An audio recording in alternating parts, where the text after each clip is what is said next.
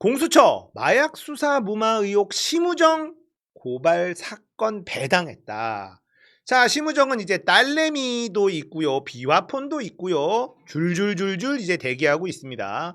왜 버티고 있는지, 이거 버티고 있는 게 그나마 좀 수사에 유리한가 모르겠는데, 요게 이제 딱 떴는데요. 뉴탐사 윤석열 처가 선라이즈 비리, 도이치모터스 권오수 등장, 공익제보자 이성열을 감옥에 가둔 세력들. 6월 25일 오늘 오전 기사입니다. 영상도 있고요. 뉴탐사의 단점, 영상으로 보기에 너무 길다.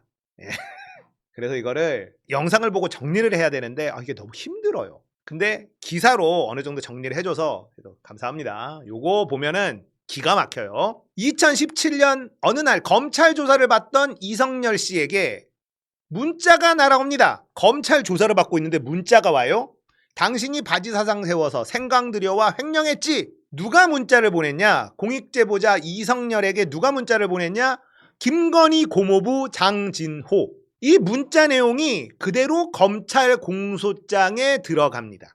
그리고 이성열, 공익제보자 이성열은 징역 4년을 받고 현재 감옥에 있습니다. 자, 진짜 범죄자들은 따로 있는데 공익제보자가 감옥 가는 이 모습. 김건희, 최은순이 사기치는 일에는 언제나 이런 일이 벌어진다. 아시죠? 자, 진짜 범죄자는 어떻게 됐나?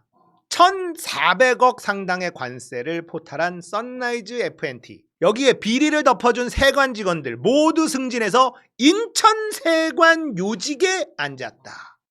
심지어 그중 한 명은 대통령 비서실 감사실을 거쳐서 인천세관장까지 올랐다. 자, 인천세관, 마약을 덮어준, 마약 밀수를 어떻게 보면 도와준 인천세관 놈들이요, 평택 선라이즈 때부터 인연이 있었던 사람이었다라는 겁니다. 김건희, 최은순 12년간 운영한 거대 밀수 제국 선라이즈의 민낯이다.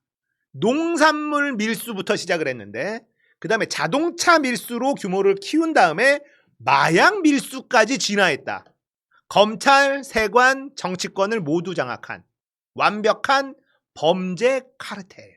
2010년입니다. 평택항 자유무역지역에 선라이즈 FNT가 등장을 하는데 이곳에서 유일하게 농산물 가공업 허가를 받습니다. 관세청 직원조차 농산물 가공업은 허가를 내주면 안 되는데 내준 것 자체가 엄청난 특혜다. 이런 얘기를 했다고 해요. 자, 선라이즈는 어떻게 돈을 벌었냐? 중국산 고춧가루를 다대기 제조용으로 수입하면 관세율이 45%예요.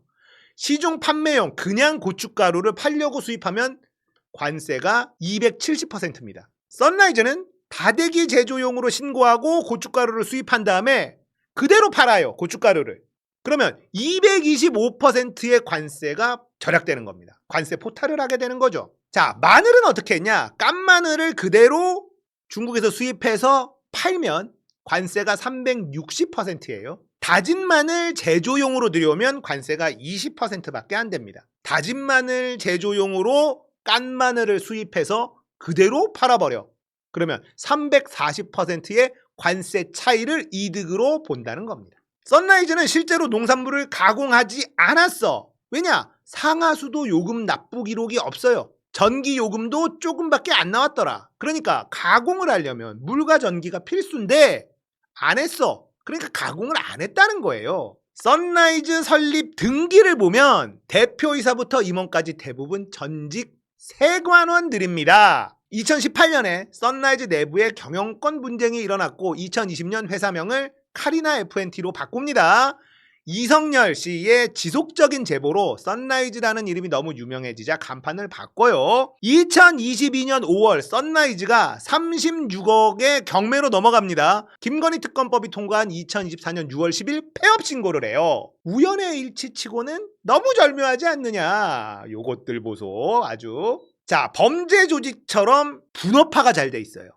장진호, 김건희 고모부인데요. 농산물 수입업 전문가 이성열을 회유해서 우리 조카 사위가 유명한 검사라고 윤석열을 거명한 사람.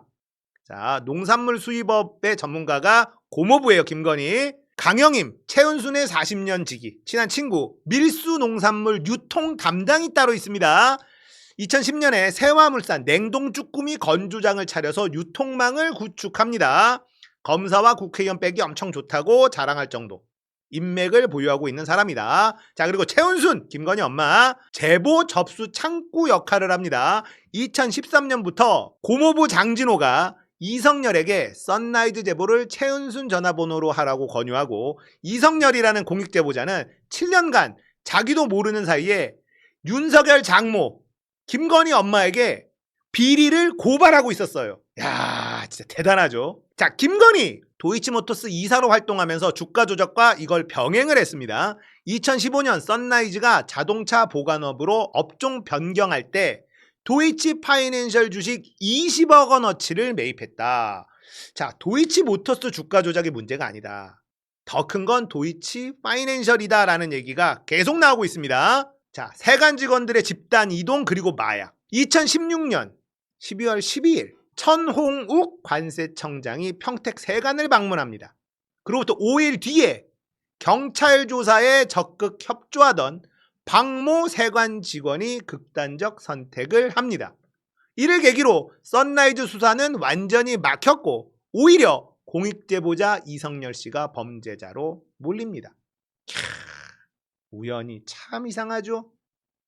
2020년 전후 썬라이즈 비리를 덮어준 평택 세관 직원들이 일제히 인천 세관으로 이동을 합니다. 최땡땡 대통령 비서실 감사실을 거쳐서 인천 세관장으로 승진합니다. 정땡땡 이성열을 역고발한 사법경찰관인데요. 2024년 7월부터 인천 세관 조사관실에 근무를 합니다. 윤땡땡 2023년 1월부터 인천공항세관 여행자 통관 검사실 몸수색 담당하는 곳에 근무합니다.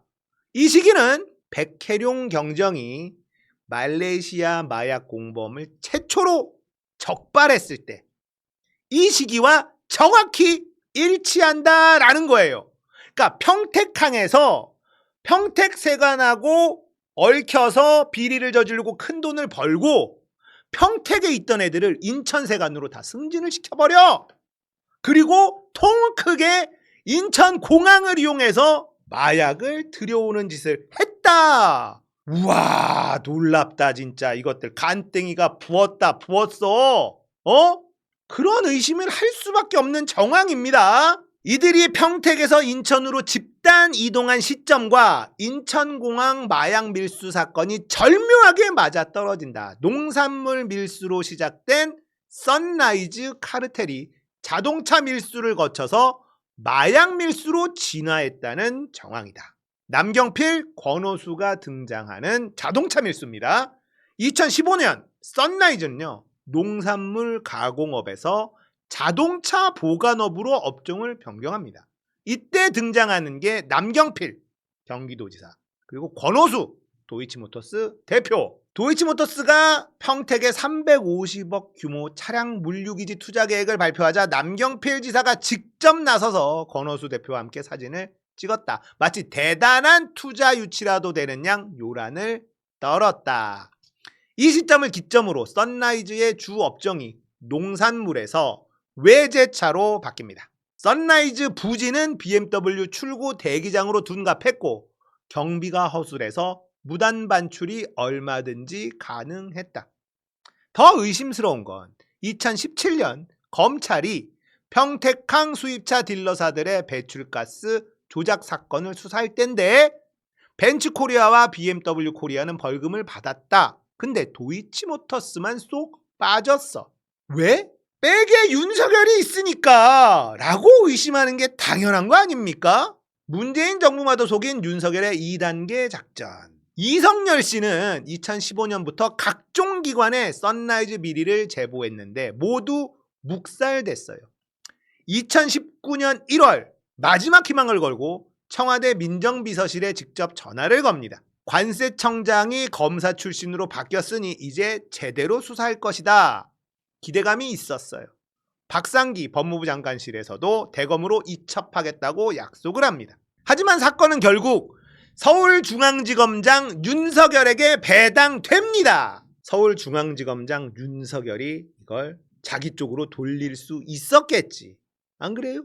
고양이에게 생선을 맡긴 격 윤석열이 이걸 수사할 리 없잖아요. 윤석열의 작전은 치밀했습니다. 1단계 2년간 아무것도 하지 않고 묵살합니다.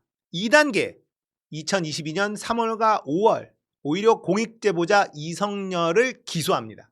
기소한 검사는 윤석열의 최측근 박찬호. 문재인 정부는 세관비리 척결을 위해 관세청장까지 검찰 출신으로 바꿨는데 결국 윤석열과 그 측근들에게 철저히 농락당한 것이다. 존재하지 않는 냉동 홍고추로 만든 횡령죄입니다. 검찰이 이성열 씨를 기소한 제목이 두 가지인데요. 농심태경을 통해 수입했다는 15억 상당의 냉동 홍고추 횡령과 장진호가 문자로 알려준 생강 횡령인데, 첫 번째 사건 핵심 증거는 농심태경이 수입했다는 냉동 홍고추 15건의 선화증권이라고 합니다.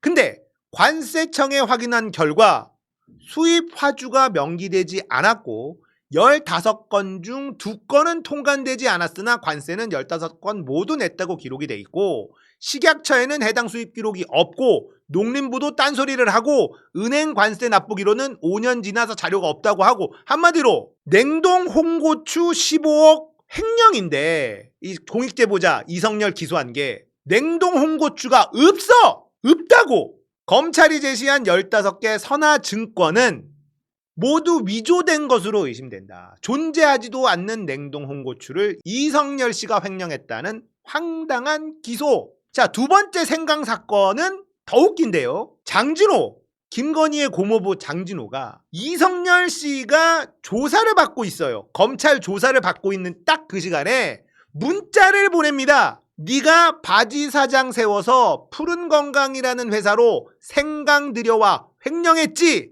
검찰 조사를 받고 있는데 김건희 고모부 장진호라는 인간이 이런 문자를 딱 보내고 검찰이 야 이거 문자 뭐야?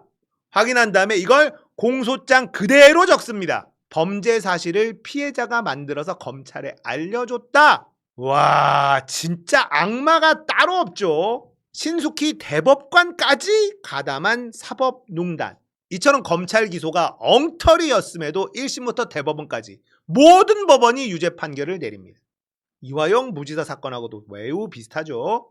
이성열 씨가 도대체 내가 횡령했다는 그 냉동 홍고추가 언제 어느 장소를 통해 어떻게 들어왔는지 특정해 달라 요구했지만 재판부는 무시합니다.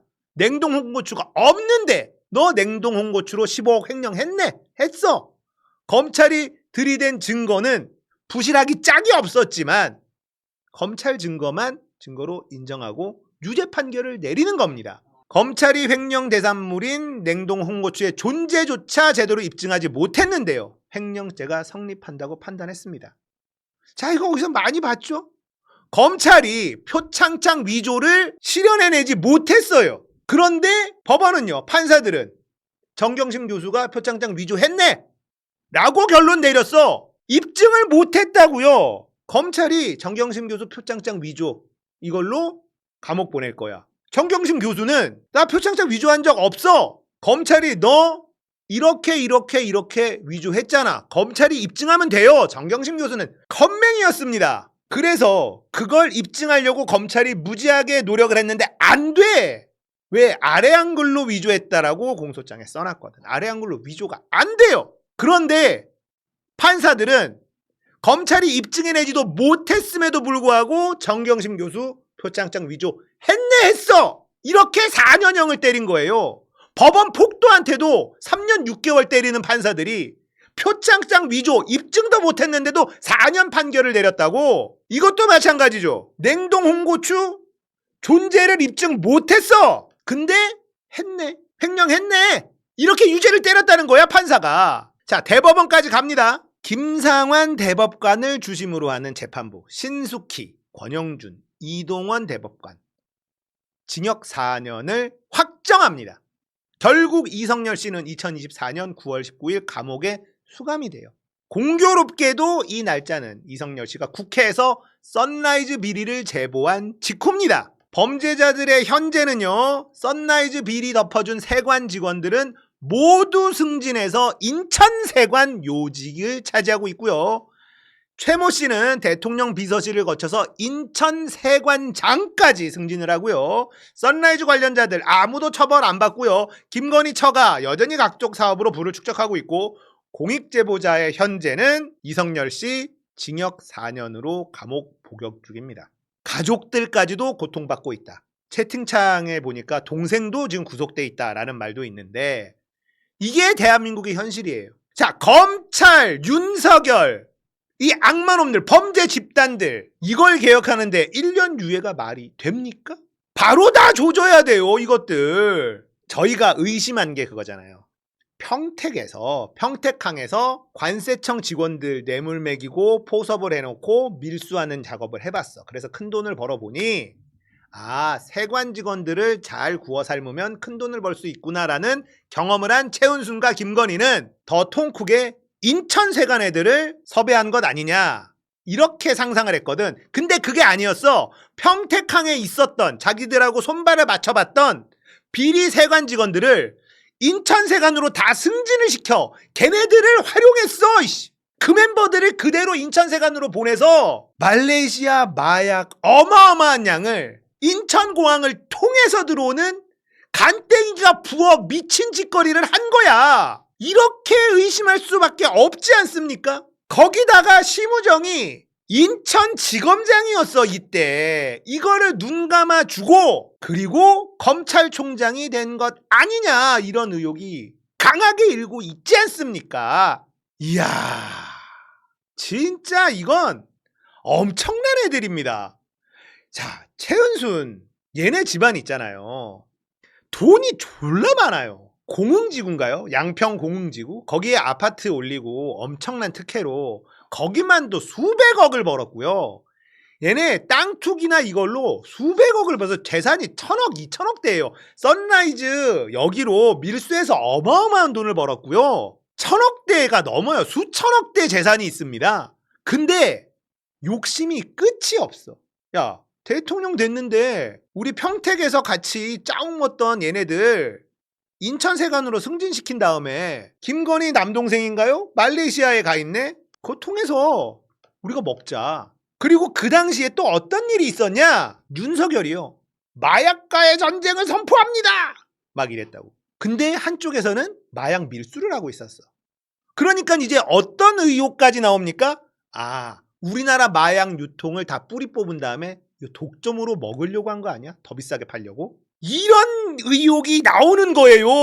우와, 이렇게 아구가 딱딱 맞아떨어질 수 있습니까? 놀랍다 진짜. 자, 선라이즈 뉴탐사에서 예전에 열린공감TV 하나로 있을 때부터 얘기를 다루던 걸로 제가 알고 있습니다. 근데 이게 너무 방대하고 김건희 최은순 유니버스가 장난이 아니야. 이게 원래 최순실 거서부터 시작해가지고 등장인물들이 막 나오기 시작하는데 그걸 가지치기 안 하고 초반에는 다 얘기했단 말이에요. 그러니까 이게 대하드라마예요. 대하드라마. 못 쫓아가.